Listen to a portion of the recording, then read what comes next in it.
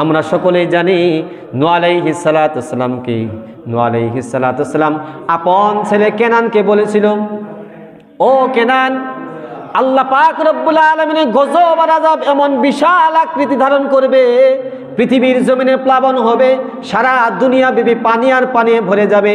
ওই আল্লাহ পাক রব্বুল আলামিনের গজব আর আযাব থেকে পৃথিবীর জমিনে একটা কাফির মুশরিকও বাঁচতে পারবে না। আমি বাবা হয়া তোমাকে বলতেছি, তুমি ঈমান আনো নাই, ইরকাব মানা, ও আমার ছেলে তুমি আমার সাথে আমার নৌকায় আরোহণ করো। ইয়া বুনাইয়া ইরকাব মানা, ও আমার ছেলে তুমি আমার সাথে আমার নৌকায় আরোহণ করো।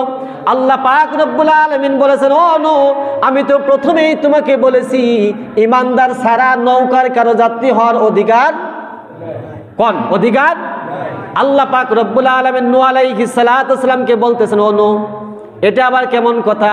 আমি তোমাকে প্রথমেই জানায় দিছি ঈমানদার ছাড়া নৌকার যাত্রী হওয়ার যোগ্যতা কারো নাই, কারণ তোমার ছেলে তো তোমার উপর ঈমান আনে নাই, আমি আল্লাহ পাক রব্বুল আলামিনকে বিশ্বাস করে নাই।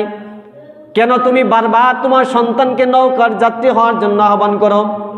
নূহ আলাইহিস সালাতু ওয়াসসালাম আল্লাহর কাছে দোয়া করছে, আল্লাহ, আমার ছেলে আমার চোখের সামনে ভেসে যাবে, আমার ছেলে আমার সন্তান আমার চোখের সামনে ধ্বংস হয়ে যাবে, এটা আমি কেমনে সহ্য করব? সন্তানকে বলতেছে, ইয়া বুনাইয়া ইরকাব মানা, ও আমার ছেলে তুমি আমার সাথে নৌকায় আরোহণ করো। নূহ আলাইহিস সালাতু ওয়াসসালামকে বলতেছে, ও আল্লাহ পাক বলতেছে, ও নূহ, না না, এটা কোনোদিন সম্ভব না। কাফির যারা বেদিন তারা মুশরিক, আমি আল্লাহ পাক রব্বুল আলামিনকে যারা বিশ্বাস করে নাই তাদের জায়গা নৌকায় হবে না। সন্তানকে যখন বলেছে, সন্তান উত্তর দিছে কি জানেননি? নূহ আলাইহিস সালাতু ওয়াসসালামের সন্তান বলতেছে, বাবা